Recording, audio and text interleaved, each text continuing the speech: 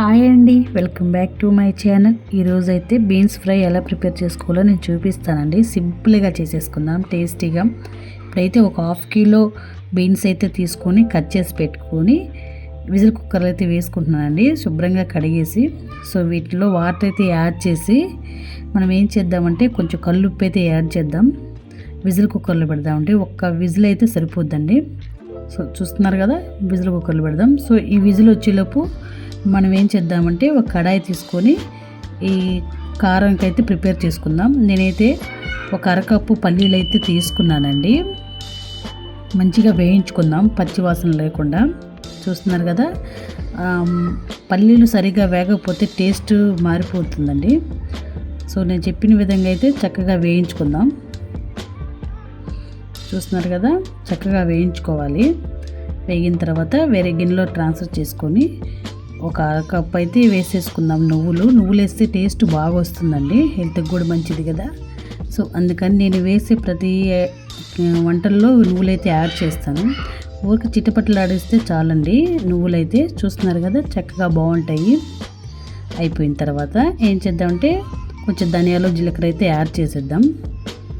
ఒక స్పూన్ అవి, ఒక స్పూన్ ఇవి. మంచిగా వేయించుకుంటే టేస్ట్ బాగుంటుంది.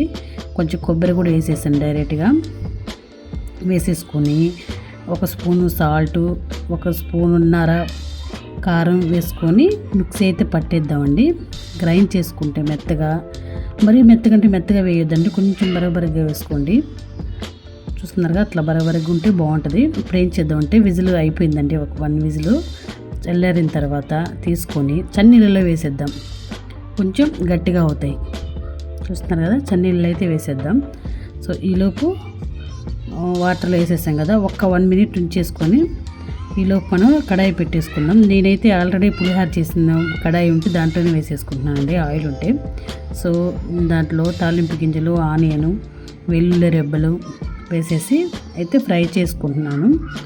అదేవిధంగా కొంచెం కరివేపాకు కూడా వేద్దాం. ఇప్పుడు బీన్స్ ఏవైతే ఉన్నాయో వాటిని వంపేసి వాటర్ చిల్లు గిన్నెలో వేసుకొని తీసుకెళ్ళి కడాయిలో అయితే వేసేసుకుందాం. చూస్తున్నారు కదా, చక్కగా వాటర్ అంతా పోయే వరకు మంచిగా ఫ్రై చేయిద్దాం వీటిని. ఆల్రెడీ ఉడికే ఉన్నాయి కదా. సో అందుకని నేను చెప్పిన విధంగా అయితే చేయండి. చాలా అంటే చాలా టేస్టీగా ఉంటుంది, బాగుంటుంది. ఇప్పుడైతే ఏ కారం అయితే ప్రిపేర్ చేసి పెట్టుకున్నామో దాన్ని అయితే కడాయిలోకి ట్రాన్స్ఫర్ చేసేసుకుందాం. చూస్తున్నారు కదా, మంచిగా టేస్టీగా మంచి స్మెల్ వస్తుందండి. బాగుంది.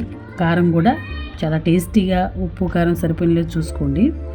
సో చూస్తున్నారు కదా, మంచిగా కలుపుకుందాం. వేడివేడి అన్నంలో అయినా చపాతీలోకైనా చాలా అంటే చాలా టేస్టీగా ఉంటుందండి. సిమ్లో పెట్టేసుకొని కలుపుకొని ఆపేసేద్దాం. అయిపోయిందండి, ఆల్రెడీ వేయించినాయి కదా, ఎక్కువసేపు కూడా అవసరం లేదు. సో ఈ వీడియో చూసి నచ్చుతుందని అనుకుంటున్నాను. థ్యాంక్ యూ అండి, thank you very much, thank you so much.